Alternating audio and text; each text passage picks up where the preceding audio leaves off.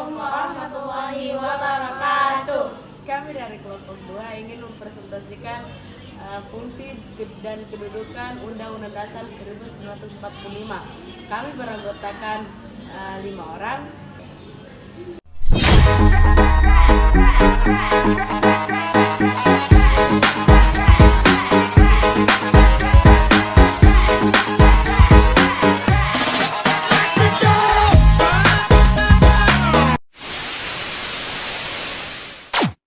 Undang-Undang Dasar bukan merupakan hukum biasa, namun ia merupakan hukum dasar tertulis yang berfungsi sebagai pengatur, yaitu mengatur hukum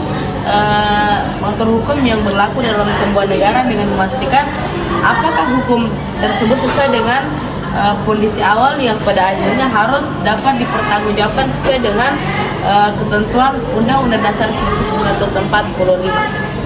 Pembahasan Undang-Undang Dasar 1945 adalah konstitusi tertulis yang menjadi dasar hukum tertinggi negara Republik Indonesia. Sebagai konstitusi, Undang-Undang Dasar 1945 memuat prinsip-prinsip dasar tentang penyelenggaraan negara, hak dan kewajiban masyarakat negara serta struktur kelembagaan dan kedaulatan negara. Sejarah Undang-Undang 1945. Dalam sejarahnya melalui beberapa tahap, yaitu yang pertama pengurusan awal pada tahun 1945. Pada tahun 1945, PUPKI adalah sebuah lembaga yang diciptakan oleh Jepang. Tujuan dari pembentukan BPUPKI adalah untuk menarik simpati rakyat Indonesia. BPUPKI mengadakan sidang pertama pada tanggal 29 Mei sampai 1 Juni 1945. Dan dalam sidang ini tercetuslah Dasar Negara Indonesia yang dikemukakan oleh Soekarno pada 1 Juni 1945, yaitu Pancasila. Setelah itu dibentuklah Panitia 9 untuk mengatur Piagam Jakarta pada 22 Juni 1945. Yang kedua, pengesahan 18 Agustus 1945. Setelah proklamasi kemerdekaan 17 Agustus 1945, PPKI atau Panitia Persiapan Kemerdekaan Indonesia yang bersidang pada 18 Agustus 1945 dan secara resmi mengesahkan Undang-Undang 1945 sebagai konstitusi negara.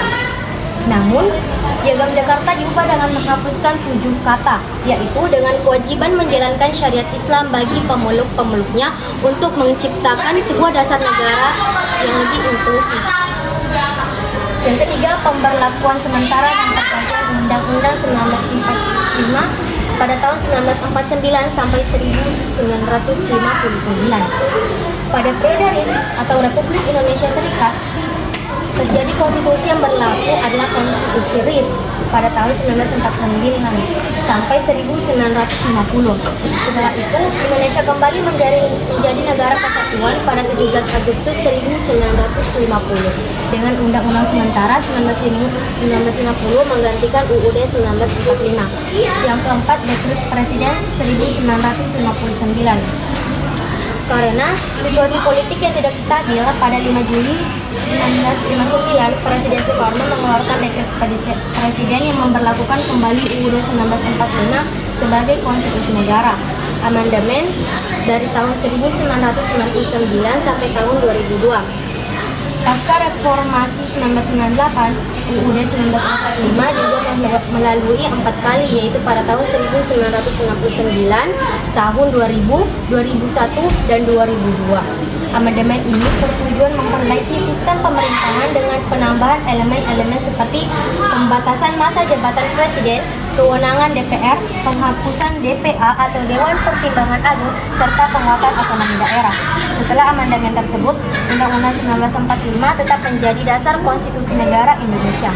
Hingga saat ini dengan berbagai penyesuaian untuk mencerminkan nilai-nilai demokrasi dan hak asasi manusia yang lebih kuat. Yang pertama, sumber hukum tertinggi.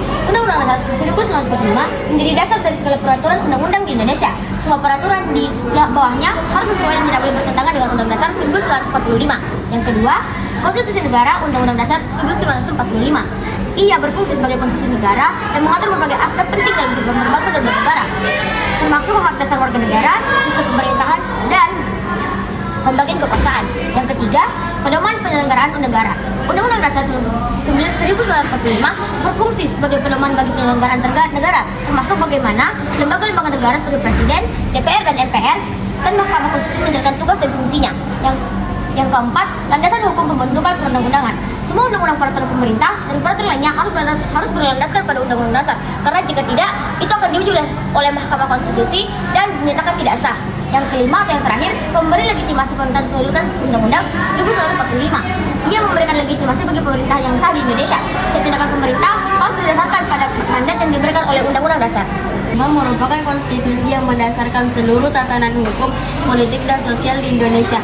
Setelah melalui proses amandemen, Undang-Undang Dasar semakin demokratis dan sesuai dengan tuntunan reformasi dan mengedepankan prinsip kedaulatan rakyat, hak asasi manusia, dan pembagian kekuasaan yang seimbang. Sekian dan terima kasih. Mohon maaf bila ada kesalahan. Wassalamualaikum warahmatullahi wabarakatuh.